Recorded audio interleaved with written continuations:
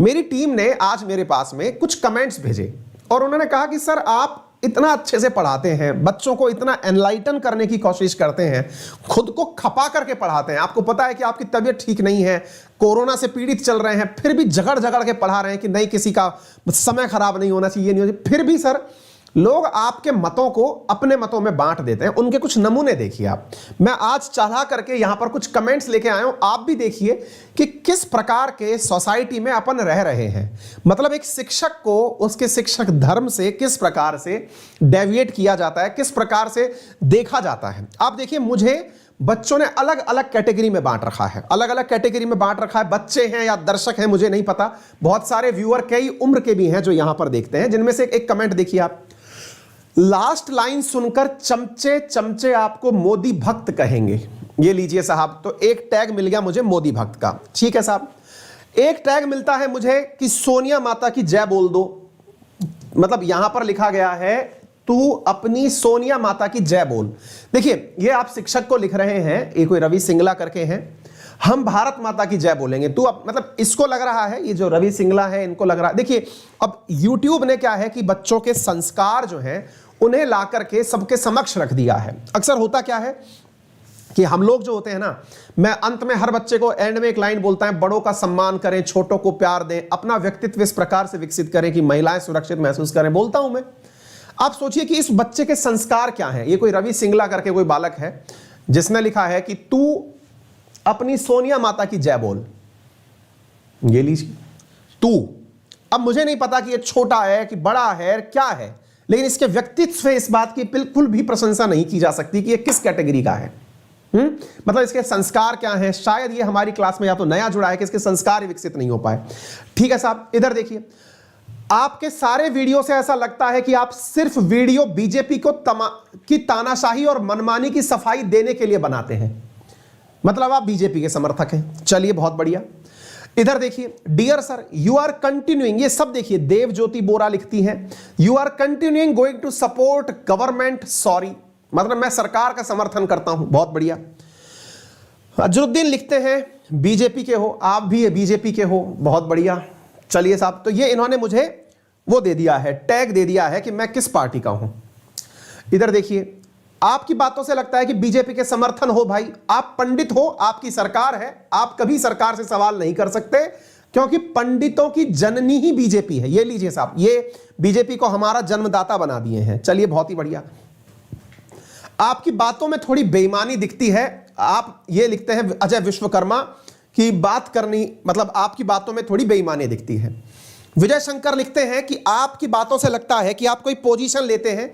एक टीचर के लिए बैलेंस व्यू रखना बहुत जरूरी है। ये देखिए, ये हमको पढ़ाना सिखा रहे हैं। मतलब मुसीबत ये है कि अगर आप किसी को यह समझा रहे हो कि सरकार क्या एक्शन ले रही है। आप देखिए, केंद्र सरकार ने एक्शन लिया। केंद्र सरकार ने एक्शन क्या लिया कि भाई केंद्र सरकार कह रही है कि राज्य सरकारों के लिए हम ऐसा प्रावधान लेके आ रहे हैं। मैंने क्या किया, मैंने केंद्र सरकार का एक्शन आपको समझा दिया, उसके नुकसान भी समझा दिए। अब चूंकि मैंने केंद्र सरकार का एक्शन समझा दिया आपको, तो उस एक्शन के कारण मैं सरकार का समर्थक हो गया। यार ये किस प्रकार की भावना देश में बढ़ती जा रही है। अगर कोई मेरा पुराना विद्यार्थी लंबे समय से मुझे पढ़ रहा है तो उसे यह समझ में आता है कि मैंने शायद ही आज तक जहां सरकार का समर्थन करना है वह किया है, जहां सरकार का अपोजिशन करना है किया। अरे भाई, मैं देश का नागरिक हूं, मैं मेरे देश से प्यार करता हूं, मेरी चुनी हुई सरकार है।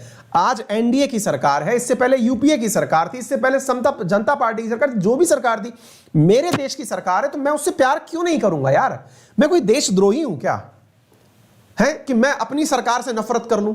मेरे राज्य के अंदर, अगर आप मुझे सोशल मीडिया पर फॉलो करते हैं, तो मेरे राज्य के अंदर जब मेरे वैक्सीन लगी थी, मेरे राज्य में कांग्रेस की सरकार है जहां से मैं पढ़ाता हूं, मैंने वैक्सीन लगी थी तो मैंने मेरे सीएम को थैंक यू बोला कि थैंक यू सीएम साहब, क्योंकि आपके बजट से यह काम हुआ। जब उस समय पर उन्होंने यही किया था। हर जगह पर हर चीज के लिए आप लोग तुरंत पॉलिटिकल पार्टी ढूंढ लेते हैं, ऐसा मत किया करिए। मतलब ये ठीक नहीं है। कारण ये है कि आप शिक्षक को फिर उसके काम से डेविएट करते हैं, आप उसको पॉलिटिकल पार्टी में डाल देते हैं। बहुत सारे लोग सोचते हैं कि ये शिक्षक नहीं राजनेता बन जाए।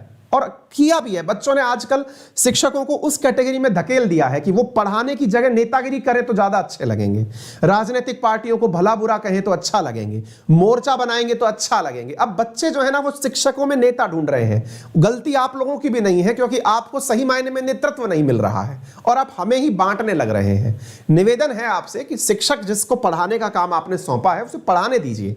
आपको पसंद आ रहा है पढ़िए, नहीं पसंद आ रहा है मत पढ़िए। भाई आपको नेतागिरी चाहिए तो एक से बढ़कर एक नेता बैठे हैं देश में, उन्हें फॉलो करिए ना।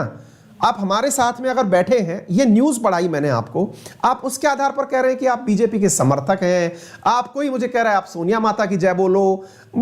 क्या चल रहा है, मतलब चल क्या रहा है भाई? मत करिए ऐसा प्लीज। मतलब ये सब चीजें, मैं इन चीजों को इग्नोर करता हूं, लेकिन मेरी टीम जो है वो खुद इन न्यूज इनको कटिंग भेज करके भेजेगी। सर इन लोगों को भी थोड़ा बताइए कि आपकी क्लास पढ़ने के लिए है। अगर किसी को लगता है, अब जैसे मैंने ये उत्तराधिकार अधिनियम पढ़ाया, मुझे गारंटी है कि आज मेरे पास ये कमेंट भी आने वाला है। मैं आपको पहले ही बता दे रहा हूं, कहीं ना कहीं कोई ना कोई कटिंग पर कमेंट आ जाएगा। आपके बेटियां हैं ना, इसलिए आप खुश हो रहे हो कि आपका यह हिंदू उत्तराधिकार अधिनियम आ गया है। इतनी मानसिकता मैं आप लोगों की आपसे पहले समझ के चलता हूं। ये अब क्या बोलने वाले हैं? आप बच्चियों के सम्मान की बातें करते हैं। अरे भाई मैं आज से नहीं करता हूं, मैं हमेशा से करता आया हूं। यार क्या मतलब है ये सब बातों का? मतलब पॉइंट समझिए थोड़ा सा ना। मतलब देश को इतना प्रो गवर्नमेंट और एंटी गवर्नमेंट आधार पर देश को मत बांटिए। आप खुद भी तो देश प्रेमी हो सकते हैं ना। सरकार समर्थक है इसका मतलब ये नहीं हो सकता कि आप देश प्रेमी नहीं हो सकते या देशद्रोही नहीं हो सकते। यार क्या आदमी हो आप? मत करिए ऐसा प्लीज। ठीक है, तो ये मेरी टीम ने मुझे भेजा कि सर इनको एक बार बताइए कि किस प्रकार की मानसिकता के लोग हमारे साथ घूम रहे हैं। मत करिए प्लीज।